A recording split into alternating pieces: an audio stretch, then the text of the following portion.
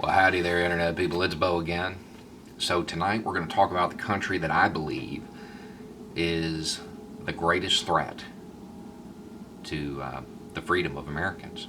And it's a country that never gets talked about. You never hear about people calling for regime change in Asuistan. Last time it happened was like 5 years ago. Nothing was done, of course. So, the reason it never gets talked about, it's an economic powerhouse. It is. The country itself is an oligarchy with far-right leanings. It has two parties, the Punda and Timbo parties, but they're pretty much the same because they're in bed with the same ruling elites of that country. Their rhetoric is different, so they appeal to different bases, and on certain social issues, well, there's a little bit of a difference, but not a whole lot. The corruption in this country is unprecedented. The Asuistani elite can get away with anything they want, up to and including the sexual assault of children, and just get a slap on the wrist.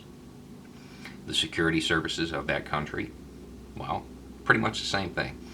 Every once in a while, they'll arrest one and hold it up to show, hey, we're doing something. If they're convicted, which normally the prosecutor just throws the case, but if they're convicted, occasionally they'll get a real sentence. Most of the time it's just a slap on the wrist for them too. They have a very, very powerful military, relatively speaking. It's an extremely powerful military for the region. They have a stockpile of chemical weapons of mass destruction. Normally that's enough, but not for them, even though they tested their weapons on their own citizens. They violate the national sovereignty and territorial integrity of other countries on a yearly basis, if not more often. They openly target children for recruitment into the military and allow them to sign up in violation of international law. They've hired mercenary firms. They got thrown out of Iraq. You have any idea how hard it is to get thrown out of Iraq as a contractor? Even with all of this, the people of this country, they've been so indoctrinated by compliant media that they passed the Wazalindo laws, which gave the security services this sweeping authority. Torture. They can send citizens to secret prisons with no trial. It's insane. And then the prisons people know about, because it is an oligarchy, a lot of them are really for profit. They lock people up for nothing just to generate money for the ruling elite. This manifested itself in the fact that even though this country only has 4% of the world's population, it's got 25% of the prison population of the world. Some of these regions, they still execute children. Some of the regions in this country. Poverty's rampant. Their religious leaders openly call for the execution or assassination of foreign heads of state. Nothing's done.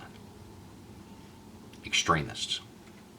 Child marriage is still a thing in a lot of regions.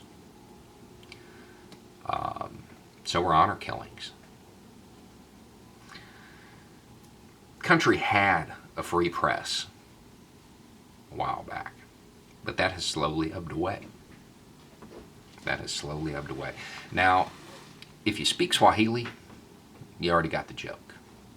The Punda and Timbo parties, if you were to translate that, that would roughly end up as Republican and Democrat. The Wazalindo laws, well, that would be the Patriot Act. See, when you're inside of a system and you're a part of it, it's very, very hard to see it for what it is. If the U.S. media reported on the actions of our own government the way they report on the actions of countries in Africa or Central Asia, this is what you would hear. All of this is true.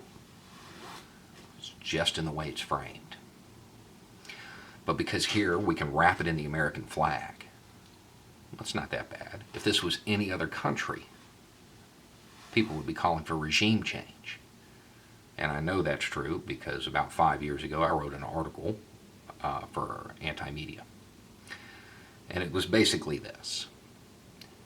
And the number of people who didn't finish the article, who were just so enraged by what they read, that started calling for regime change of a non-existent metaphorical country, was astounding. This is the United States today. Asuistan, a backwards USA with a stan added to give it a little cultural bias. But this is us. Anyway, it's just a thought. Y'all have a good night.